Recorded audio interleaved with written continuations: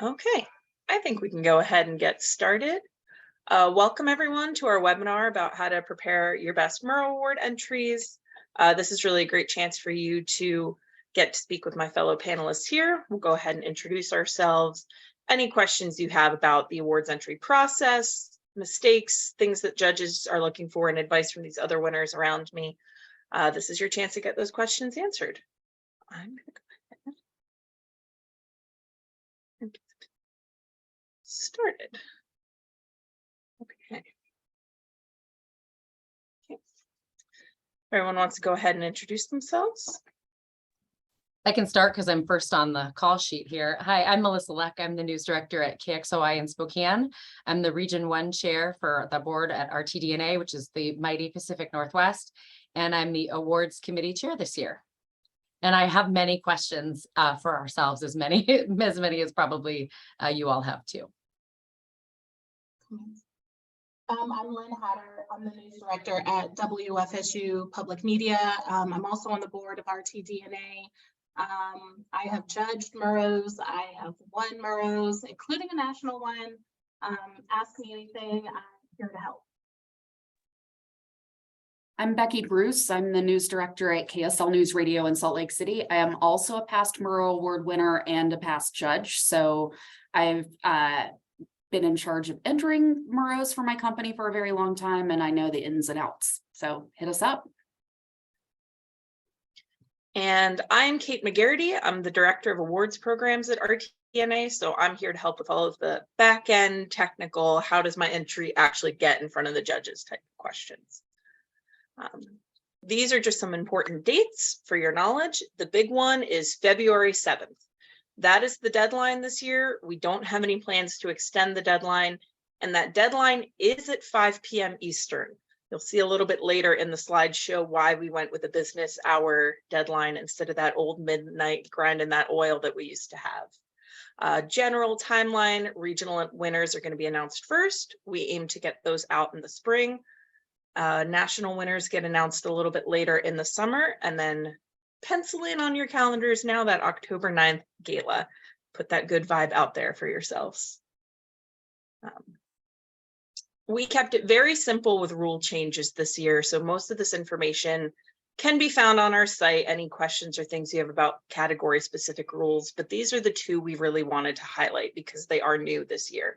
The first that's going to be applicable to most of our entrants is that TV and radio entrants with your overall excellence entry, you're now limited to 5 examples of your social digital presence outside of that 40-minute reel that you submit. And a question I've gotten a few times is the rundown of that reel is not one of your 5 links. You get a doc or a PDF of the rundown in addition to these 5 work samples. So we're not trying to cut you off short. And just a smaller change, but we do have a few stations that work with high schools and really do want to show the work that those students are doing. High school students now, in addition to undergraduate students, can be entering the Student Murrow Awards. Gonna run through these quickly, but I know the judges can speak to some of the frustration of links not working during the judging process. We see 2 big ways the links don't work. If you're submitting via YouTube, please ask someone else in your family, your newsroom, to click on the YouTube link that you're submitting. A lot of times we'll see folks submit to that back end editing page instead of the permalink to the story that they think they're submitting. Another that was a big one last year was links expiring, especially if you use a company-based file sharing platform, something other than Dropbox, something that for security reasons is designed to expire. Unfortunately for our judges, that means when in the regional process, March and April, later on for national winners, or national entrants, those links are expired. And the judges do reach out to me to reach out to entrants to try to update. But the best advice I can give is make sure you're submitting a link that is going to be good through November 2023 at least. Some basics here. You do need to create a new award username every year. The system clears out the old entries and we start fresh. So Google may have auto-saved your credentials from last year or previous years. Those aren't going to work. You can reuse them, but you do need to create a new award system login, and that award system login is not the same platform if you are an RTDNA member. You do need to have the 2 logins. And on membership, if you believe you or someone in your station is an RTDNA member and that email verification system is not working for you, please go ahead and email awards@rtdna.org, and we will verify your membership before you pay the full price for your entries, rather than paying full price in a rush and trying to get discounted on the back end. It's much simpler to make sure that your membership is up to date and with the correct email that you're using. And this is a very specific issue here, but it is going to come up big on our next slide. Your newsroom can share one login. And I would recommend, if you submit all of your entries in one batch, you do only have one confirmation number to keep track of. If there's issues and things with your entries later, that 4 or 5 digit number would be the same for all of your entries. You don't have to submit. If you'd like to submit as you go, you can. The issue we run into is if multiple people in your newsroom are logged into one username at the same time, they will overwrite each other's entries. So we may see a feature entry with the description of your news doc, the link from your hard news. It sort of Yahtzees all of the pieces of your entries and mixes things together. So what you really need to do if you're sharing a login is maybe some calendar time or some way to make sure that only one person is logged in at the same time, so that you know that the content of your entries is correct. And this is my biggie for this whole presentation. Every year we say, don't wait until the last minute. And we truly mean the last minute. You can see here the number of entries on the last day and the number of entries in the last hour. So if you're having trouble logging in or verifying your membership, it may be you and 5,000 other entries having that same problem in that last hour. So even a day, 2 days ahead of the deadline, if you're logged in, making sure your membership is verified. My colleagues and I do answer questions all day. We're available at any time. Your questions getting answered at 4 p.m. the day of the deadline is a little trickier than even 4 p.m. the day before. We did get a question in the webinar last year when the office hours are for RTDNA staff to answer Murrow questions. No office hours. We have that awards at RTDNA email anytime. We're answering questions now. We're clearing up log issues and things. And that way, when you're ready to submit your entries, you're not hitting this at the same time as everyone else and all trying to do it at the same time. So that from the back end is really the issues and things that I see as people are getting their entries prepared. But now we can open it up and get your specific questions answered by the judges and winners here.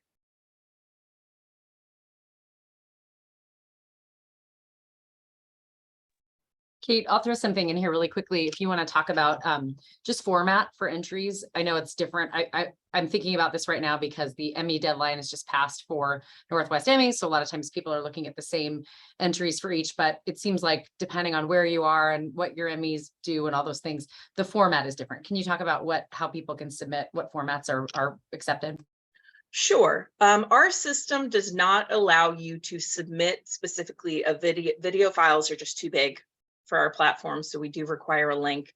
And we also now or I believe we actually require audio links instead of the MP3. That way, when your piece is the winner and we put it in that winner list, it's something that we can link to that exists and is consistent across winners. I do get a lot of questions about things like black space between scenes. Do we need a slide? Things like that. Our rules are not specific to that degree. I think some other award entries have those type of specific requirements. Our focus is really on the content. So if you want to fade to black between clips, you can. It's completely your choice. All that we ask is that you do stick to those time limit deadlines. We try to be flexible. You'll see in our rules that judges aren't instructed to disqualify if you run over. Say it's a 10-minute category and your video is 10:06. Not going to get disqualified for that, but we do instruct judges to only view up until the time. And I will say sometimes someone will submit a 30-minute video for a 10-minute category. And oftentimes judges will reach out to me and say, this seems to be in the wrong, this shouldn't be here, because it's so many orders of magnitude longer than what the timeline should be. Some of the categories, take a look at the rules if it allows internal edits or not.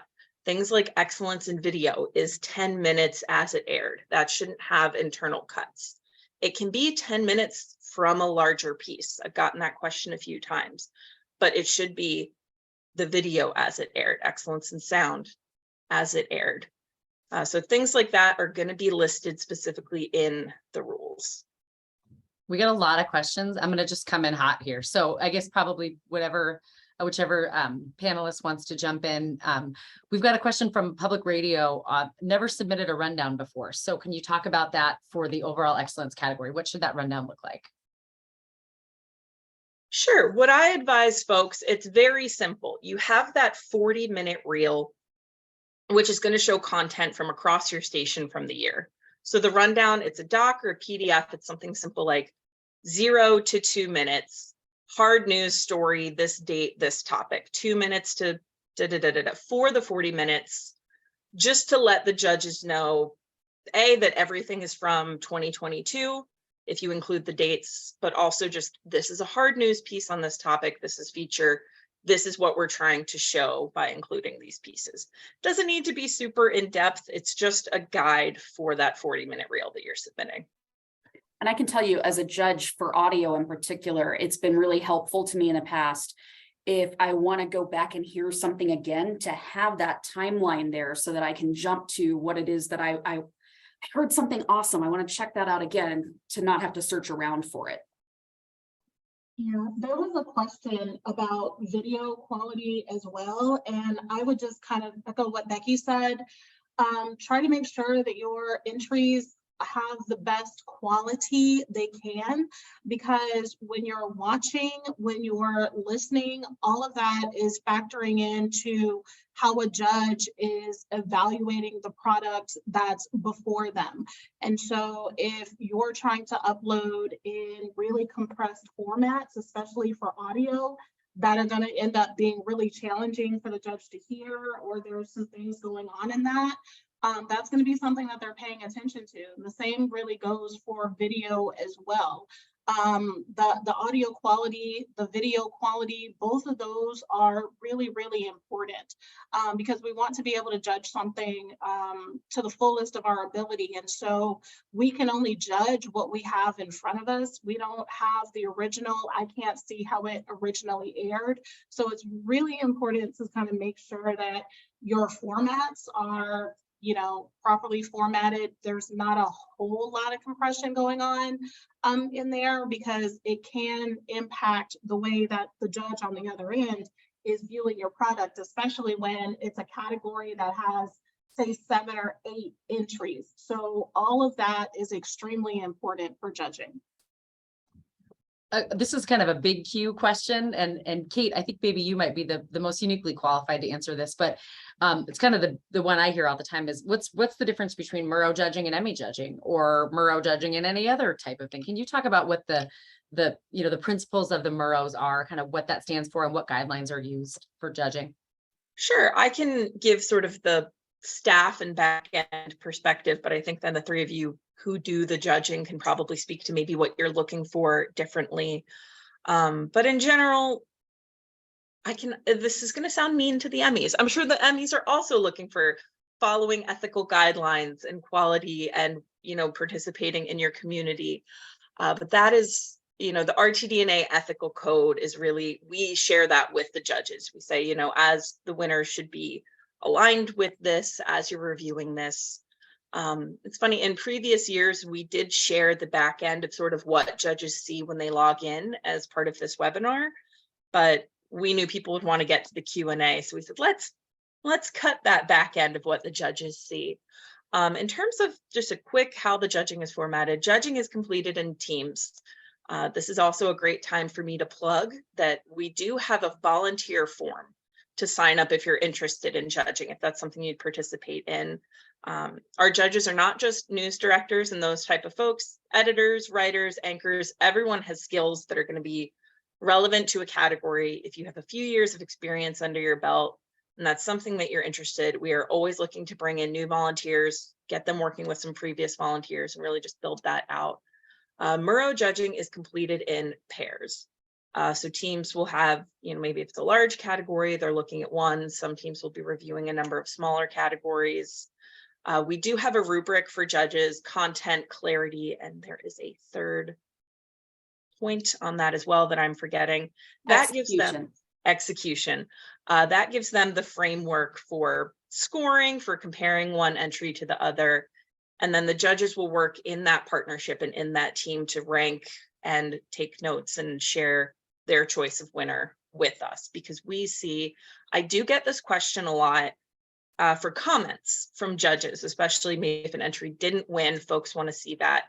Our awards platform does not keep comments from judges for the non-winning entries. We do get a brief comment about the winner, but that is not something that we share in the context of the winner. If we hear something great, we may market it, but it'll just be Murrow winners are exceptional, not something specific to your entry. And that just helps with the anonymity of the process and keeping it sort of fair. So that is from just the technical, how do judges log in and what are we asking the judges to do? That's from us on the Murrow side. For the actual judges, if you have judged both or you've judged other award competitions, if there's something you do differently for the Murrows. I think the framework and the partnership is the biggest difference. I feel like Emmys used to be judged one way. We used to kind of, get pizza and do it in a group kind of thing. I think a lot of that has changed with judging online and that type of thing. I think the framework that's set up to say, here's the 3 criteria, here's a 0 to 1 to 10 scale, and really then talking it over with the other judge. I think it just makes it a little bit more of a specific process. And I love the Emmys too, so it's not a knock on the Emmys, but I think sometimes it's like, I like that story, where I think that Murrow's, using that framework makes it a little bit more specific about, I really think a lot of times, you look at creativity and content, you're like, oh, this is really great. And then you get to that execution measurement that Becky talked about, and you're like, oh, it was a great idea, but it wasn't executed well, or something like that. So I think there's some more just specificity with the guidelines that we're looking for. I don't know if any of the other judges have any other comments on that. We nailed it. Okay, we have so many questions. There was a question about, someone said that another panel mentioned putting promos at the beginning of an entry. I think that's probably dependent on what the category is, maybe in the overall excellence or something like that. But I think a lot of times that might go against your time limit, and it might just not necessarily be relevant to what the entry is overall. I think we all recognize, judges, that promos and what goes on TV are not always the same thing. So I don't know if anybody has anything, different to say about that. I just feel like if it's an overall excellence, it makes sense to put the promo before a piece or before a project that aired. But as far as a specific, news story or entry that way, it probably actually gets in the way of the actual judging of that specific entry. This is a question that I don't know who can answer, but since there are newscasts that are airing on streaming, if it's a streaming only newscast, is it submitted under digital or general newscast? And I imagine that's probably laid out in the rules, Kate. Yes, so you would still submit that under newscast for your station. So that can still be your newscast entry.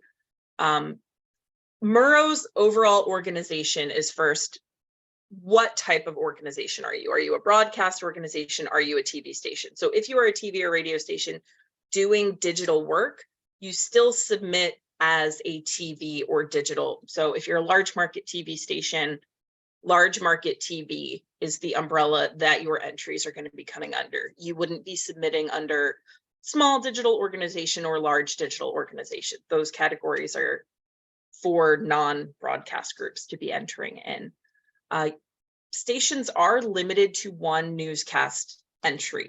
So if you did a traditional on-air newscast that you want to submit for your newscast entry, you could submit portions, things from that streamed newscast in other categories, in that digital category, in video, sound, feature, things like that. So you're not limited just because something was only on your website to only enter in the digital category.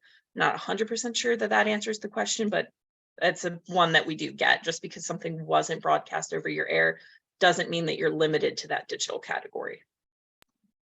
There's a question here from Amy. That's a really good one. Do we need to put closed captioning in English if they're submitting Spanish content?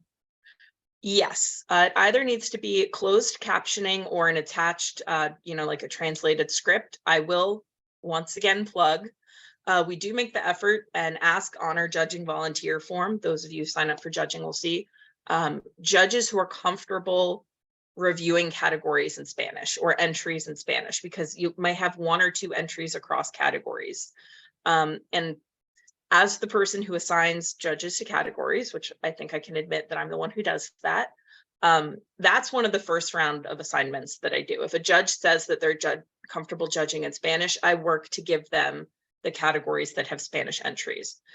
So in an ideal world, the judge will be comfortable to consume your content in Spanish, but just in case, we do still require in our rules that any non-English entry has either closed captioning or an attached script. I'm going to kind of combine this, and Becky and Lynn, I hope you guys can chime in on this. We have a few questions about what people are asking it about different categories, but what makes an entry really pop? Like someone asked that about continuing coverage. Some people have asked it about, breaking news coverage. When you're looking at these, we talked about the framework, but what really sets the winners apart from just really good stories? I'm going to answer that one. And I think the big thing that's important to me is, do I feel like I am in that moment? Am I there with you? Are you giving me that sort of immediate sense of urgency? And this is especially true for breaking news. Am I there?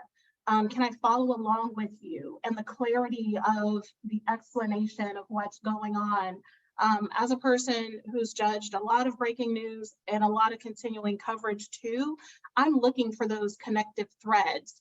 I've seen breaking news packages where I was stuck to my screen being like, oh my God, what happens next? Oh my Lord, this is amazing. And those are kind of the things that I'm looking for, which is, can you hold the attention? Can you grab it from the outset? And are you really conveying the urgency of the situation? Are you providing the context about what's going on, why it may be happening? And are you sort of driving and leading, that narrative? Those are really important things to do, especially when you're looking at putting together some of these packages. Is it compelling? Is it compelling for the listener? Is it compelling for the viewer? Those are two things to always kind of keep at the forefront of your mind, especially when you're submitting, because the judges, a lot of us are coming in with maybe zero knowledge of that breaking news event in Montana. So I need to be able to pick it up just by watching what you're giving me. I shouldn't have to try and figure it out. Okay, what happened on, this date? What are they talking about? I don't understand. So it all has to be packaged in a way where that through line is really clear and really visible. Yeah, I would agree with a lot of that. I think I can't stress how much I actually do lean on the recommendations of RTDNA for that content, creativity, and execution. And for me, what it boils down to is I evaluate those three things. And then when I've gotten done judging, 10 or 12 entries on something, I've got a rubric that I can then look at and evaluate, oh, this one really did wow me a little bit more than this one did, because I gave it, an 8 on content, a 9 on creativity, and a 10 on execution because it was just fantastic. And this other one had 3 8s. I can do that math. I don't need to be a rocket scientist to figure that out. I'm also looking for kind of some wow factor. I love it when I have an entry come across my desk that makes me think about something that I've not thought about before, or covers something in a unique and different way. And I realize that fits under that creativity umbrella, but that's really kind of, to me, what makes a Murrow entry stand out over just the everyday awesomeness that we all produce, right? Is when you make me look at something in a different way. Love that. We had a couple questions about descriptions. I'll give my spiel on this, which might be the opposite of everyone else. Some people asked, how important the question, the description is, and then some people said, what is a short description? I think that a lot of judges will give varying explanations on this. I like a cover letter. Like when someone applies for a job, I like a cover letter. Some people are like, don't send me a cover letter. That's stupid. I think of that description as a little bit of a cover letter. So I like it. I don't know if anybody reads it, but I think it can't hurt to put together a good description.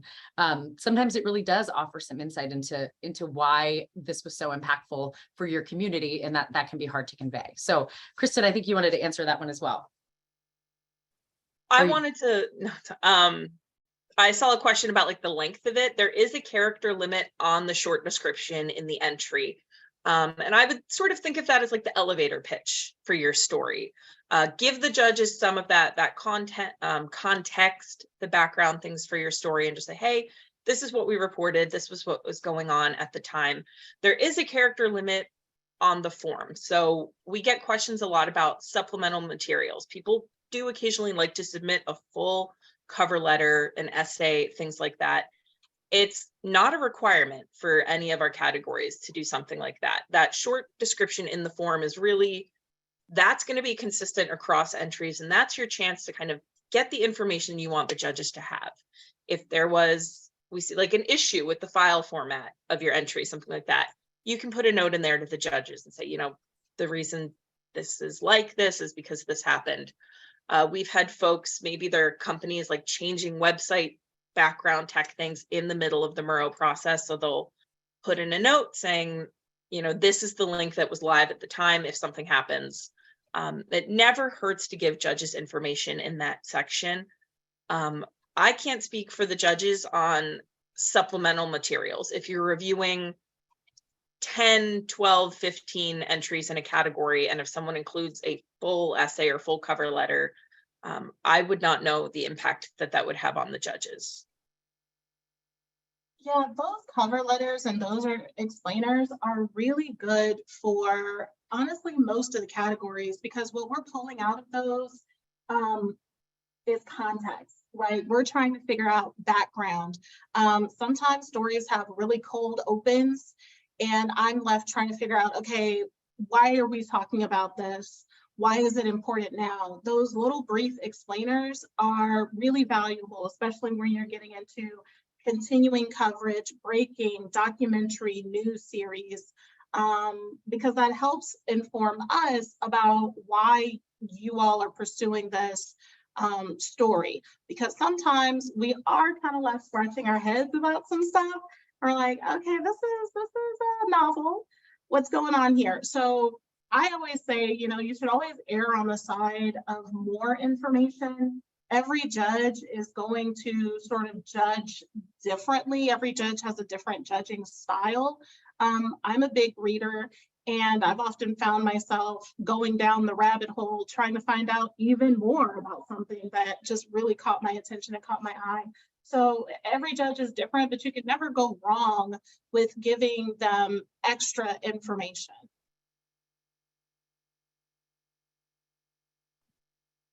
I'm going through as many of these as we can. So if you do have a question, drop it here in the Q&A. Hopefully we'll get to all these questions. There was a question about that. It seems really specific, but I think it is something that people struggle with. It was somebody asking about entering radio sports, something in the radio sports reporting category. And they had done a story interviewing a prosecutor about why they didn't prosecute criminal charges against a football player.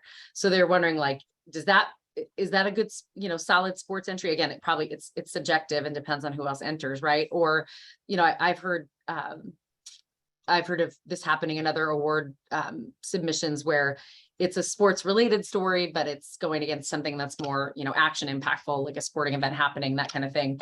I don't know if anybody who's judged the sports category or has any insight on that. I think, when people ask, what are my chances of winning in that? Again, it totally depends on a million factors, but the narrowness of the category, I think is a good question. I think sports is one of those categories where I don't want to say like anything goes, but my experience judging it in the past has been that it's been all over the map. I've judged, sports features on female boxers, and I've judged sports play-by-play entries, and I've judged sports, adjacent reporting. And I wouldn't have disqualified any of it. So I do think that that particular thing, the kind of that hard news crime angle of sports would totally fit in that category. As to whether it's got a good chance, it has everything to do with what you're up against. And, you know, we don't know that until people submit. We've had a few questions about continuing coverage as a category. It's something I've entered and won before, entered and lost as well, if whoever's keeping track at home. But there's some questions about, you know, is it best to do something chronological, you know, kind of what are the tips and tricks to that? I think there are always those stories that our stations are following through, and how do you show that? I think of it in a judging space as, you know, I like it in order. I think it makes sense. I think it's, if you're trying to jump around, that's a little, you know, Lynn talked about how can you bring the judge into the coverage, right? So if you're jumping around a little bit, that's going to be confusing. We're working on a continuing coverage entry at our station, and I wanted to get, you know, I was doing it all through our evening shows, and I thought, gosh, we did a ton of this on the morning show too, and trying to, you know, show that it was impactful across day parts. And so, you know, how we did it that way. I think it's a really valuable category, because I think showing how we follow stories through is really important. But I don't know if anybody else has entered that or judged it and seen maybe what works and what doesn't in continuing coverage.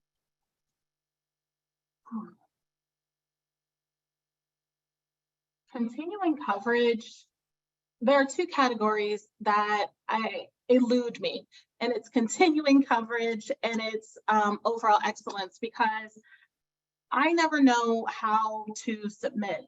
What I have found, though, as a judge, looking at those categories, there are some things I found from the winners in common, and that usually means that there's almost like a shorter setup piece, and then there might be sort of a longer, maybe middle chunk in-depth piece, followed by some shorter ones in the middle, and maybe another longer explainer.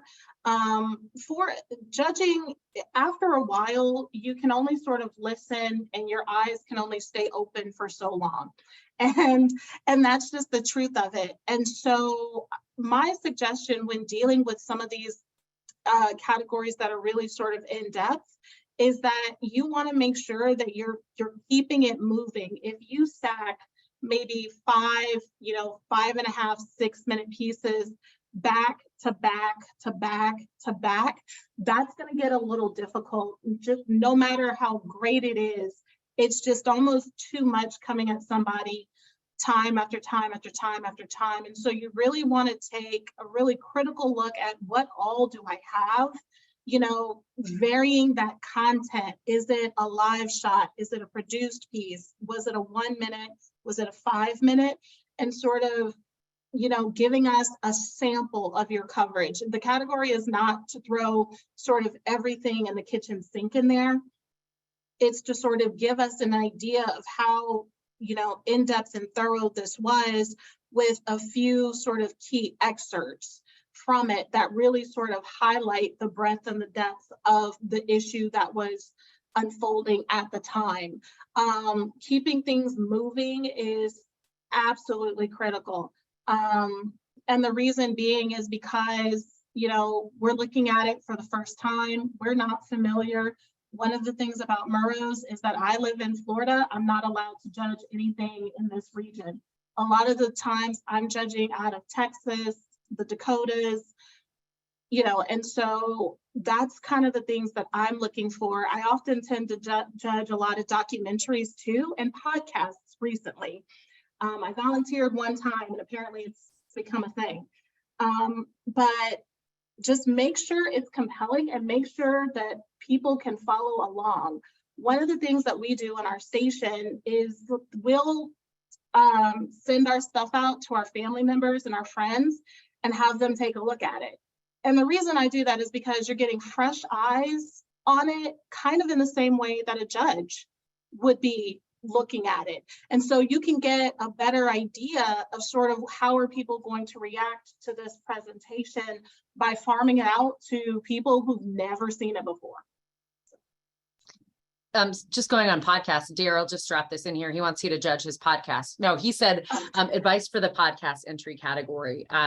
Says entries can't exceed 30 minutes with either one episode or an overview of the series. So is it a highlight of the series, a mixture of episodes?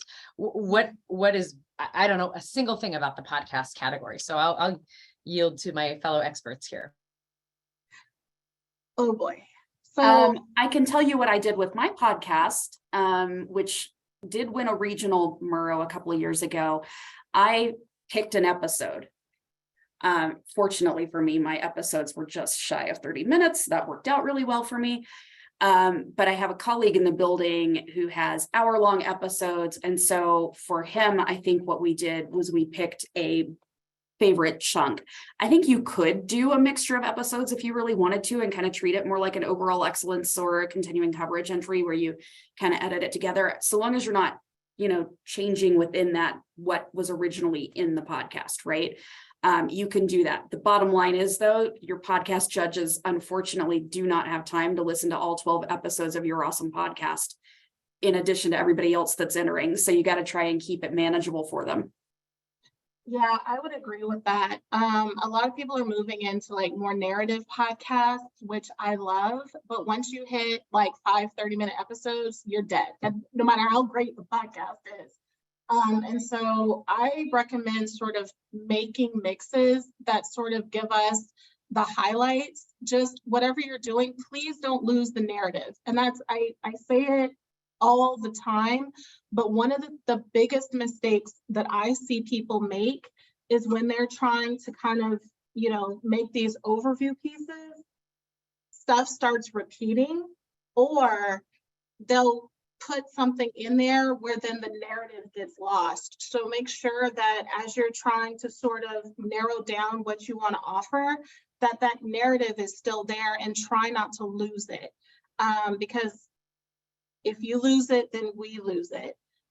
In this, only the strong survive. And a lot of the podcasts that I've been seeing lately have been amazing. The music on them, the narration on them, some of the scene settings that people are doing. There's been a lot of really great innovation in podcasting. And so if you have something strong, make sure that you're picking out the strongest of the strong to put that together. Got another radio question that Becky, maybe you can answer because you looked more closely at these categories. Said on audio breaking news, would compelling storytelling right after the event fall into that breaking news category, or is that breaking just live on air updates of a breaking story? I think once you get like a certain amount of time out, and I can't tell you exactly how far that is, it's going to be case by case based on the story. Once you get past a certain amount of time, it probably moves over to continuing coverage rather than breaking news. But if we're talking like the first 24 to 48 hours and you're still finding yourself firing that breaking news sounder, then it's probably urgent enough that the whole thing fits together. And I can tell you, we did, I believe it was 2 years ago or last year, we put that 24-hour cap on the breaking news, both to help distinguish, because we often heard from people, when does breaking news become continuing coverage? So we did put a timeline cap on that. And I can tell you the awards committee at the time that decision was made with the breaking news, they really wanted to see how stations are scrambling and responding to something that they were not anticipating having to cover that day. And that's the thing that gives that breaking news its urgency. It shows how your team is responsive and able to get information to your audience on a day that maybe they were not expecting to have to do so. A similar sort of in this theme question, I'm seeing a little bit of the distinction between continuing coverage and a news series. Maybe our judges can speak to that a little bit. My understanding, and when I give people guidance on this, is continuing coverage is something that is developing. It's an issue in your community, a storm, a hurricane, something where there's a long impact, where a series is not necessarily something with that urgency or timeline. If you focus on a member of your community each week and look at different things like that, that would obviously be more on the news series side than something like continuing coverage. Yeah, I would say that for continuing coverage and news series, I look at sort of the question of, is it planned or unplanned? Did something happen that then led to the series of follow-ups? Whereas if it's a new series, it was probably a lot more planned. It didn't necessarily, it was probably something developing over time. And then that would be a new series versus continuing coverage where something maybe happened organically and then, someone had to pivot to then start going in depth on that issue. I think that would be the distinction that I would look at with respect to, is it a new series, which would be planned, or is it, continuing coverage, which is a lot more spontaneous, and you had to pivot, and now you're, riding herd on this issue for a couple days or maybe even weeks. So that would be sort of the line there. At the same time, though, you can have a new series that ends up as continuing coverage because something, you planned it and then something else happened. But for that, I would just say really use your discretion and think really hard about, okay, did we plan this new series as part of the ongoing issue we saw, or, did something happen and we pivoted and now we're in sort of a continuing state for an ongoing breaking kind of story? I don't have a hard and fast rule here, but I can tell you when I tell my team, hey guys, it's time to do your Murrow entries again, send me all your stuff and I'll start going through it. I treat continuing coverage as a team entry, and I treat news series as more of a reporter level entry. So news series in my mind is more like one reporter does multiple hits over multiple days on a certain topic, and continuing coverage is all of the things that my station has done on a topic over the course of, weeks, months, or even the year. I want to do a rapid fire on overall excellence in a second, but somebody asked asked for clarity on the diversity category. What is that? What makes up that category? What qualifies? What have past entries and winners looked like in that category? I have zero experience with it, so that's why I've immediately muted myself. Can you repeat the question? There was just a question looking for clarity in the diversity category. Someone had mentioned specifically, and I've lost the question now, that they did a piece for Black History Month. Does it fit? Is that something that fits in that category? That's a relatively new category. So, Kate, maybe you can talk about the parameters of that category and what makes the most sense. Yeah, absolutely. I can say when that category was being created, and part of the creation of that category is we did used to have a standalone award that would focus on diversity issues. And we really wanted to bring it in and let it be a Murrow Award winning piece. But the parameters are fairly well open. We did not want to say, this is what it means to do a diverse story. And I can say, there may be a point where all stories have a lens of, am I reflecting my community accurately? Am I telling all kinds of stories? And we wouldn't have a separate specific category to make sure that we're highlighting when that work is being done. But it sort of falls into similarly to the excellence and innovation category, that we didn't want to define for entrants what we think of when we say, oh, that's innovative, or that's doing a great job telling the stories of your community, because hopefully you're looking at this and you're questioning how you're doing this type of coverage in your newsroom all the time, and you're updating and you're changing the stories that you tell, and how we would have defined that in maybe 2020, 2021 when we made the change. We've hopefully progressed 2 years worth, and the things that we're looking for now are new. So it is a little bit tricky with sort of, I think we have similar questions about excellence and innovation, where what is an innovative story? And we did kind of intentionally leave it pretty open to interpretation, so that if you feel that that's the type of work that you're doing and it's innovative and you're covering your community well, you can submit it into that type of category without worrying about parameters that we created however many years ago that might not be relevant anymore. Yeah, for those two categories, and I have judged both innovation and diversity. I look for stories that give me something new to consider that I haven't already been exposed to or thought about or seen or heard before. I think a lot of people sort of look at that diversity category as put everything in there that doesn't really fit somewhere else. And so it can end up as a bit of a hodgepodge sometime. And so when I'm looking at those stories, I'm looking for, okay, it's a story about Black History Month, but is there something more there? Is there an aspect of Black History Month that has yet to be explored or considered, or is not sort of part of the common narrative or the common knowledge? What is the thing that separates this story from all of the rest? And that kind of helps, I think, separate what people are looking for, what judges are looking for within those two categories. And the same goes for innovation. A lot of the judges, you know, we often pick up different kind of tools or different tips based upon some of the things that we've seen coming from the innovation category. If I can give an example, are we allowed to give examples? So I judged innovation a couple of years ago, and there was a station out in California that did a really cool interactive overlay map showing all of the ships that are buried under San Francisco. I was like, oh my God, I've never seen this sort of 3D representation. This is really, really awesome. You know, that one for me, like that one did it for me. I look to be surprised. I look to be inspired. I look for things that I'm like, oh my God, this is super cool. You know, is this something that needs to be more widespread? Like, can I share it?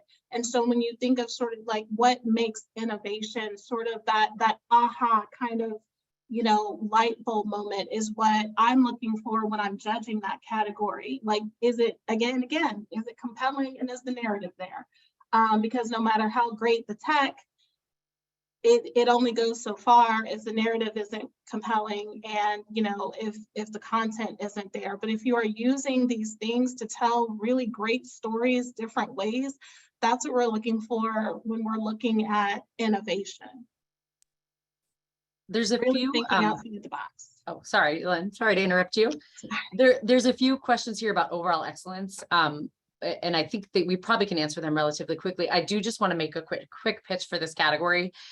We won it last year for our region for the first time, maybe ever. And of the Murrows that we've won over the years, I was the most proud of it, because it really was like such a great reflection of what we did.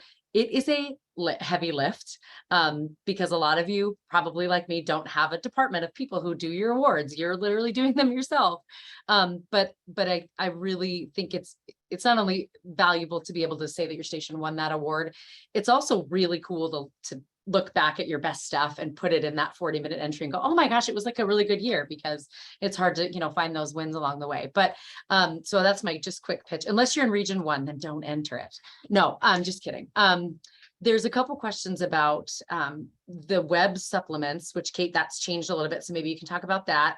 And then also somebody asked, I'm combining these questions, but people asked about, you know, if you've got a long package in that overall excellence entry that you want to do, should you put the whole package in, or should you, you know, chop those up for time? Because there is opportunity for editing and those things. So Kate, if you want to talk about just the changes in that category first, and then if we can talk about what those web supplements can look like, and then thoughts about just overall flow. Absolutely. For changes to the rules on this category, this isn't a new change this year, but it's a relatively new change. The overall excellence category used to require that you also submit a newscast and include the newscast as part of your 40 minutes plus newscast. We did get rid of that requirement. You do need to submit, I believe it's 2 other additional Murrow Award entries as well, but one of those does not need to be newscast. We heard from stations that don't do a traditional 40-minute newscast anymore, that they were essentially having to do a throwaway award and submit newscasts to be able to submit an overall excellence.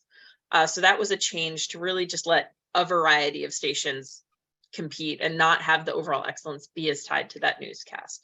So that is a relatively new change. So if you've been putting the awards together for a few years, at least you don't have to do a newscast anymore unless you would like to. For those 5 links, you'll see in the overall excellence category that it used to just say, just a generic, stations must include their digital and social media presence. And it wasn't really well defined about how much of your digital and social presence to see. And I can tell you the 5 limit cap came because if you do not give folks a limit, the sky became the number of links that some of the judges are nodding if they've seen overall excellence, the number of links we're seeing. I can tell you from when the award committee was coming up with the rule initially that digital and social should be included. Show how you use social to interact with your community. Maybe you're sharing a story in a unique way. You're getting feedback, you're having conversations, things like maybe a Facebook Live, Instagram stories, things like that, things that wouldn't fit into that traditional 40-minute, here is our coverage. And as part of that, I will mention, if you had a video or an audio story that only aired on your website, that can be in that 40 minutes of video or audio. If it, just same thing, put that rundown and say this was on our website. But, the judges are just watching or listening to a 40-minute piece. So these 5 links are great. If you did an article that doesn't have a video or audio component, I hear a lot from folks. They do a really strong article and they're happy with the work, but they don't want to necessarily enter it into something like a feature reporting because it's going to be competing against street video or audio features, and that's a apples to orange in a lot of cases for the judges and a little bit trickier. So these 5 links with overall excellence is a great opportunity to say, we did something new, we did something in a format that isn't traditional TV. Here are 5 examples of ways that we did that. So for digital, I would say that is what you're trying to show the judges, not just here's our homepage, here's, what was something unique or interesting that you did in one of those formats. Becky, what do you think in terms of flow of, do people put whole stories? Is it, pieces of stories? What do you think works the best in that category? I've done it both ways. And I don't know that there's necessarily a right answer there. For me personally, I think just as you're thinking about the attention span of your judges, I'm not telling you that we have short attention spans, but we all have busy lives. I think there's some value in kind of keeping it moving and keeping them interested. So if something is just so compelling and amazing by itself that it justifies the full package being there, absolutely put it in there. If you feel like you might lose somebody's attention span, especially if they're not like up to speed on your audience, then that might be a case where I would consider, okay, here's where I'm going to fade this out and fade something back in. There was a question about, I know I can't remember which entries are which, but about using the same video in multiple entries. So the one that was brought up here was, can we submit into the breaking news category, then use the same video as the beginning of our continuing coverage entry? What are the double dipping guidelines for Murrow? Yes, you can double dip in just about every category, except something cannot be submitted into hard news and feature, which is hopefully a little self-explanatory that those are not the same. But with continuing coverage, absolutely. If a story was breaking that first 24 hours, but things kept happening, you can submit in both categories. And I will say it's not necessarily likely that the same judges reviewing your breaking news in that region are also going to be reviewing continuing coverage. So I wouldn't do the continuing coverage with the assumption that the judges have also seen your breaking entry. They should be standalone, separate entries. We've had a couple questions about docuseries, documentary entries. I think one of them was audio, deciding between a longer documentary entry or like some of these are audio. So like a podcast entry, is somebody like really skilled in the differences between these and what makes the most sense? Purely from a timing and rules perspective, I can tell you things like news series and continuing coverage, I believe is a 30-minute cap, and that can be made of smaller components. Whereas your news documentary, it would have aired as a chunk. That can be a piece from a longer series. Say you do a podcast series with hour-long episodes. You could submit a really strong hour-long episode into the news doc category. I did see a question about, it's sort of a feature. It's not newsy enough for that news documentary category. That might be something more for the judges, but I can tell you, we see a variety of things fall into that. If it's a 60-minute or up to 60-minute solid chunk that aired, The news documentary is really the catch category for pieces of that length. And there was a note about the feature documentary category, which is that network TV only category for things in that 60-minute to 2-hour monster movie length entries, as you can imagine, the judges reviewing that category. So I don't want to say that news documentary is a catch-all, like the content and the quality should be good. But if it is a single piece that is longer than 30 minutes, or you just have a whole episode of something that you really want to be reviewed, generally that's a category that I would direct people to. We just have a couple minutes left if anybody wants to drop any last minute questions. This might be really specific, but it might be really helpful. Somebody asked about a breaking news event that had the EAS activation over it. So can you edit out EAS tones and EAS alert audio, where normally you might not be able to edit out certain things? That is like, I don't know if that's ever come up before. It's really seems really specific, but it might pertain to more than one person on this call.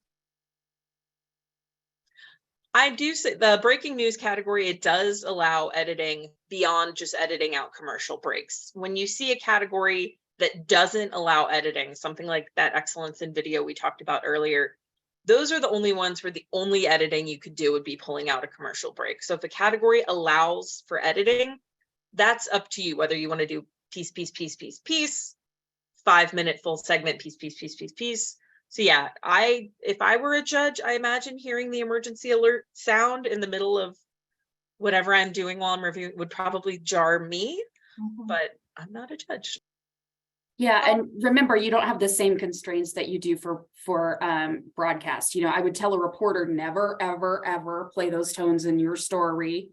But as a breaking news entry, it could be really compelling.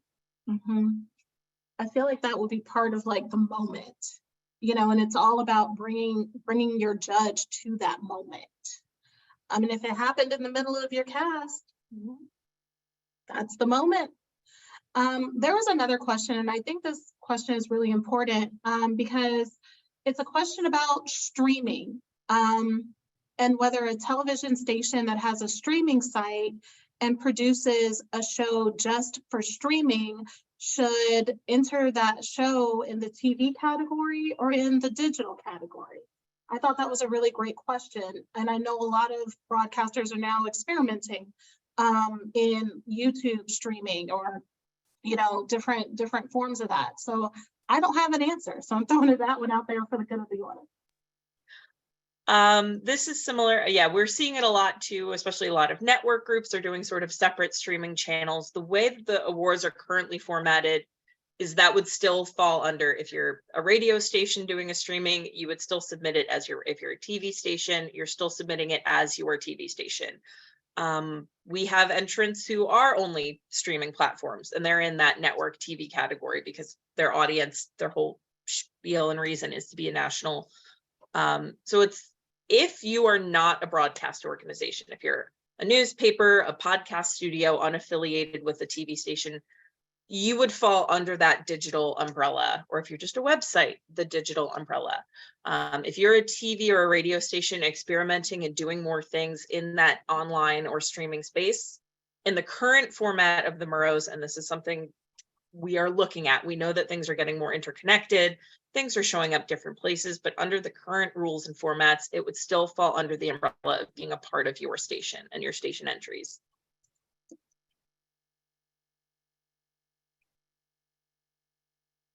We may have gotten to all the questions, or at least combined them into something that maybe hopefully answered everyone's questions. Kate, anything else you want to make sure we hit on? This is, I think I've learned a ton from you guys just with the questions you're asking, things that I didn't realize I didn't know. So this has been super helpful. Yeah, I'm just going to end it on this last slide with the reminder of the deadline. And if you do have any additional questions, go ahead and send that to that awards@RTDNA email. It can be just, I'm having trouble with my entry, or it can be these, I have this story and I'm not quite sure where it fits niche. I try to answer the ones that I can, and I bring in awards committee member, judges, things like that. If there's something that's beyond the parameters of being the back end entry, how does this work? I do try, maybe not the last 2 days. Don't ask me a judging question on the last 2 days, so I'm not having to loop these fine people in. But we do have that award email set up for, you know, any of these types of questions, we do try to really help you make sure you're putting together the strongest entry that you are happy with and that it is good for our judges to get to review as well.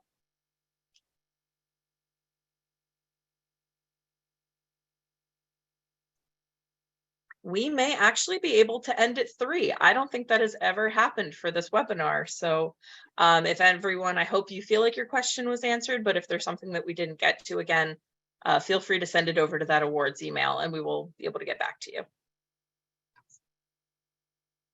Thank you.